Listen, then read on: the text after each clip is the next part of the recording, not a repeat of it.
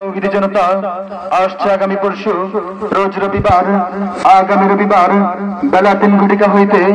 আপনাদের সুপরিচিত আপনাদের প্রাণপ্রিয় প্রতিষ্ঠান ঐতিহ্যবাহী সিনবাগ জামিয়া মাদানিয়া মাদ্রাসার উদ্যোগে এক আজিমুশান বার্ষিক ওয়াজ ও দোয়ার মাহফিল।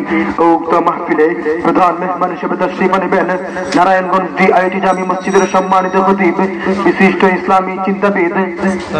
পীর কামেল আল্লামা আব্দুল আউয়াল সাহেব উক্ত মাহফিলে আরো তশরিফ আনবেন খুলনা সেনহাট জাকারিয়া মাদ্রাসার সুনামধন্য মুহাদ্দিস প্রখ্যাত মুফাসসির কুরআন হযরত মাওলানা মুফতি আব্দুল মান্নান